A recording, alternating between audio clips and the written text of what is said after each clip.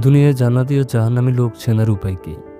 জান্নাতীকে আর জাহান্নামীকে তাহা নিশ্চিত করে বলা কঠিন। তবে জান্নাতি ও জাহান্নামী লোকেদের ধরন কেমন হবে সেই সম্পর্কে ছোট্ট হাদিস আছে, যেখানে সুস্পষ্টভাবে নবীজি সাল্লাল্লাহু আলাইহি সাল্লাম বর্ণনা করেছেন। চলুন তাহলে আমরা জানি জান্নাতি লোকের আচরণ কেমন হবে এবং জাহান্নামী লোকের আচরণ কেমন হবে। শিরক মুক্ত ঈমান নিয়ে যারা নেক আমল করবে এবং আল্লাহর রহমতের উপর ভরসা করবে তারা জান্নাতি। যাদের ঈমান শিরক মিশ্রিত কিংবা শিরককারী, তারা কখনো জান্নাতে যেতে পারবে না, এমনটি ঘোষণা করেছেন স্বয়ং আল্লাহ তাআলা।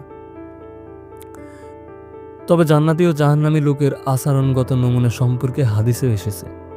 জান্নাতি লোক হবে দুনিয়াতে দুর্বল, আর যারা জাহান্নামে যাবে তারা হবে ঝগড়াটে, অবাধ্য, অহংকারী। এ হাদিসে নবীজি সাল্লাল্লাহু আলাইহি সাল্লাম বলেন, যারা জান্নাতি তাদের আচরণ হবে কোমল, নরম, ক্ষমতার অধিকারী হলেও তারা দেখতে দুর্বল হবে। কথা, কাজ, চরণে তারা দুর্বলদের মতো হবে। কারো প্রতি অত্যাচার করবে না, জুলুম করবে না।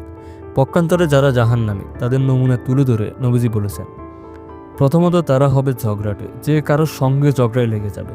তারা কারো কথা শুনবে না, সর্বক্ষেত্রে তারা অবাধ্য হয়ে থাকবে, আর সব কাজে তারা অহংকার করবে। কোরআন ও সুন্নাহর আলোকে এইসব বদগুণের অধিকারী হবে জাহান্নামী, এটি হাদিসে উল্লেখ করা হয়েছে। সুতরাং মুমিন মুসলমানের উচিত উল্লেখিত হাদিসের উপর আমল করা, ঝগড়াটে, অবাধ্যতা ও অহংকারী গুণ থেকে বিরত থাকা। যারা দুর্বল তাদের সঙ্গে উত্তম আচরণ করা, নিজেকে দুর্বল ভেবে দুনিয়াতে চলাফেরা করা। আল্লাহ তাআলা আমাদের সবাইকে জান্নাতি লোকের গুণে গুণান্বিত করুক।